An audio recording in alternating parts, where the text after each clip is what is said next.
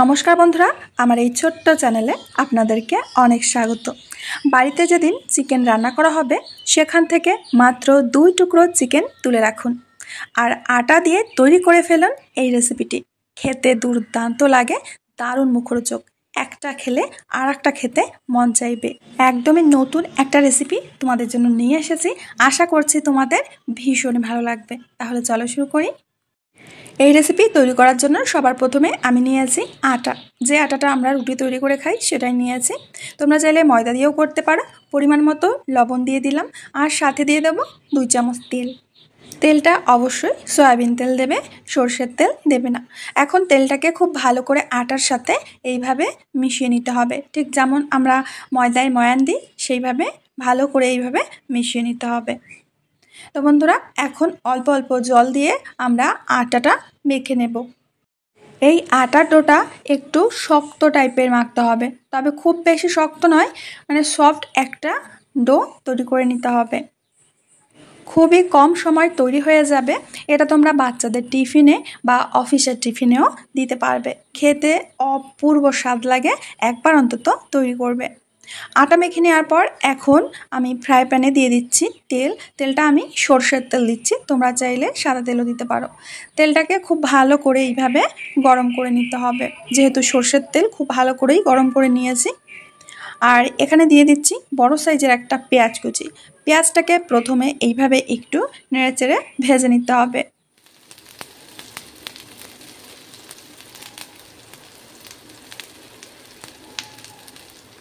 এবার দিয়ে দেবো গ্রেট করে রাখা আদা, আর দিয়ে দেবো কাঁচা লঙ্কা কুচি, আর দিয়ে দেবো বড় সাইজের একটা টমেটো কুচি। এখন এইগুলোকে খুব ভালো করে একটু কষে নিতে হবে। তো কষে নেওয়ার সময় দিয়ে দেবো এতে পরিমাণ মতো লবণ, আর দিয়ে দেবো একটু হলুদ। এখন এইগুলোকে খুব ভালো করে একটু ভেজে নিতে হবে।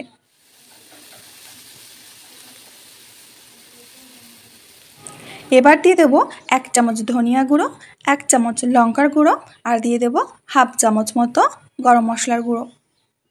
এখন গুঁড়ো মশলাগুলোকে এই সবজির সাথে খুব ভালো করে একটু কষে নিতে হবে। সামান্য একটু জল দিয়ে দেবো যাতে এটা খুব ভালো করে কষা হয়ে যায়। বন্ধুরা, রেসিপি যদি ভালো লাগে তাহলে প্লিজ একটা লাইক করে দেবে, ছোট্ট একটা কমেন্ট করে জানাবে।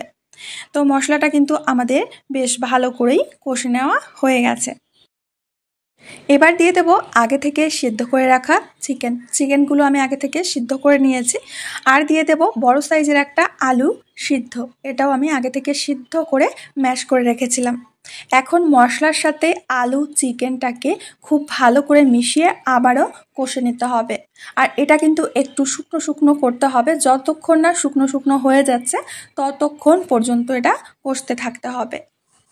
আজকে আমার এই ভিডিওটা দেখতে যদি নতুন কোনো বন্ধু এসে থাকো, প্লিজ আমার চ্যানেলটিকে সাবস্ক্রাইব করবে, পাশে থাকা বেল বাটনের অল অপশনে ক্লিক করবে, যাতে কোনো রেসিপি আপলোড হওয়া মাত্র সবার প্রথমে তোমার সামনে পৌঁছে যায়।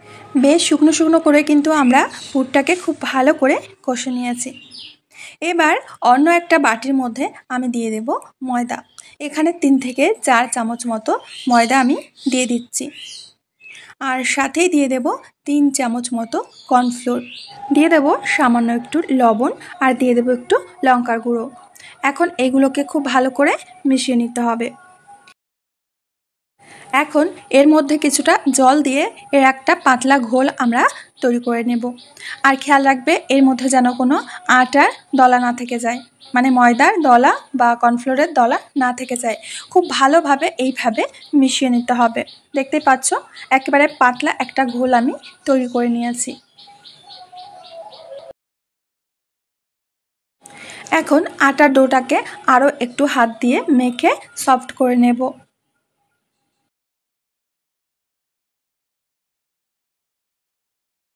এবার পুরো আটার ডোটা দিয়ে আমরা বড় সাইজের একটা রুটি বেলে নেব। বন্ধুরা, রুটিটা যত বড় হবে হোক, কিন্তু বড় সাইজের একটা রুটি বেলে নিতে হবে। এটা আমরা একবারেই করব, বারবার করব না। এই একটা রুটির উপরেই আমরা এটা তৈরি করব।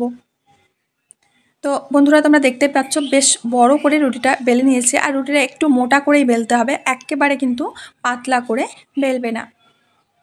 তো এখন আমরা যে পুরটা রেডি করে রেখেছিলাম সেই পুরটা এর ওপরে দিয়ে দেব, মানে পুরো রুটিটাই খুব সুন্দর করে পাতিয়ে দেব। সব জায়গায় যেন সমান হয় সেদিকে খেয়াল রাখবে।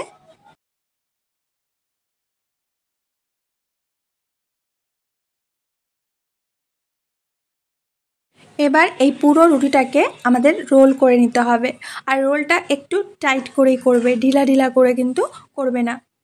যেমনটা দেখতে পাচ্ছ এইভাবে একটু টাইট করে রোলটা তৈরি করে নিতে হবে। একদম শেষে গিয়ে যে জায়গাটুকু থাকবে সেই জায়গায় একটু হালকা জল লাগিয়ে দেব, যাতে এটা খুলে না যায়। তো জল লাগিয়ে নেওয়ার পর পুরো রোলটাকে আমরা তৈরি করে নেব। তোমাদের হাতের কাছে যদি চিকেনটা না থাকে তোমরা এটা আলু দিয়েও রোল করতে পারো, মানে আলুটাকে খুব সুন্দর করে কষে নিয়ে রোল করতে পারো, বা এটা ডিম দিয়েও তোমরা তৈরি করতে পারো। তো এখন দুটো মাথা এইভাবে দেখো আটকে দিতে হবে, সিল করে দিতে হবে। এবার আমরা চাকু দিয়ে এটাকে পিস পিস করে কেটে নেব।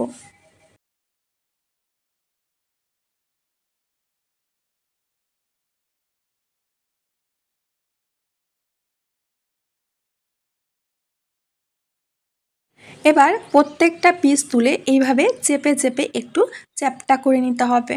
ঠিক আছে, যেমনটা আমি দেখাচ্ছি দেখো, এইভাবে একটু গোল করে নেবে আর আঙুলের সাহায্যে এইভাবে একটু চাপ দিয়ে চ্যাপটা করে নিতে হবে, তাহলে ভাজতে আমাদের সুবিধা হবে। বেশি মোটা থাকলে আবার ভাজতে অসুবিধা হবে।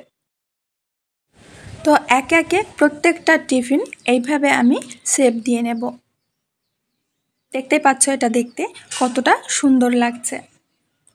তো আগে থেকে আমরা যে আটার গোলাটা তৈরি করে রেখেছিলাম, তো তার মধ্যে একটা একটা করে দিয়ে দেব, আর এপাশ ওপাশ করে গোলাটা খুব ভালো করে মেখে নিতে হবে।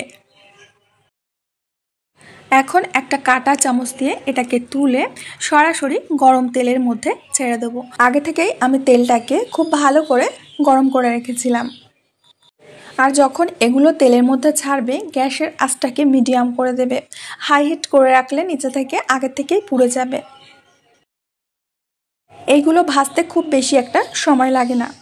তো মিনিট দুয়েক পরে আমি এটা উল্টে দিচ্ছি। 4 থেকে 5 মিনিটের মধ্যেই কিন্তু এটা ক্রিস্পি হয়ে যায়। বন্ধুরা এখনও যদি ভিডিওতে লাইক না দিয়ে থাকো তাহলে প্লিজ বন্ধুরা একটা লাইক করে দাও। তোমাদের একটা লাইক এই ভিডিওটাকে নতুন দর্শকদের সামনে পৌঁছাতে সাহায্য করবে। তো উল্টে পাল্টে আমি এগুলোকে ভেজে নিয়েছি, একদম সুন্দর কালার চলে এসছে আর দারুণভাবে ক্রিস্পিও হয়ে গেছে। এবার একটা সাদা কাগজের ওপরে আমরা এটা নামিয়ে নিচ্ছি, যাতে এক্সট্রা তেলগুলো কাগজে টেনে যায়। যেহেতু এটা আমরা আটা দিয়ে তৈরি করেছি, এখানে কিন্তু কোনো তেল থাকবে না এই নাস্তার গায়ে।